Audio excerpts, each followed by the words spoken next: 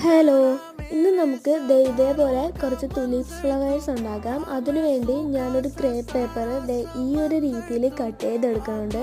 ഇതേപോലെ അതിൻ്റെ front portion ഒന്ന് ട്വിസ്റ്റ് ചെയ്ത് കുറച്ച് പശ തേച്ച് ഉള്ളിലേക്കാക്കി ഒട്ടിച്ചു കൊടുക്കാം. ഇനി അതിൻ്റെ രണ്ട് സൈഡും ജസ്റ്റ് ഒന്ന് ഉള്ളിലേക്കാക്കി മടക്കിയും കൂടി കൊടുക്കാം. ഇനി ലാസ്റ്റത്തെ ആ പോർഷനും കൂടി ഒന്ന് ട്വിസ്റ്റ് ചെയ്ത് ഉള്ളിലേക്കാക്കി ഒട്ടിച്ചു കൊടുക്കാം. ഈ ഒരു രീതിയിൽ 4 ഇതൾ ഇങ്ങനെ ഉണ്ടാക്കിയെടുക്കാം. അതിനുശേഷം ഒരു സ്റ്റിക്കിൽ അതിൻ്റെ അറ്റത്തായിട്ട് ഇതേപോലെ ടിഷ്യൂ പേപ്പർ ഒന്ന് ഒട്ടിച്ചു കൊടുക്കുക. ഇനി അതിൻ്റെ പുറത്തേക്ക് ഓരോരോ ഇതളുകളായിട്ട് ഒട്ടിച്ചു കൊടുക്കാം.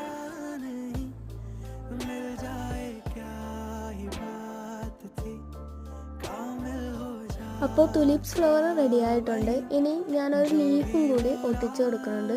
അതിൻ്റെ പുറത്തായിട്ട് വീണ്ടും ഈ ഗ്രീൻ കളർ ക്രേപ്പ് പേപ്പറും കൂടി ഒട്ടിച്ചു കൊടുത്തിട്ടുണ്ട്. അപ്പോൾ ഇഷ്ടപ്പെട്ടാൽ ട്രൈ ചെയ്ത് നോക്കണേ.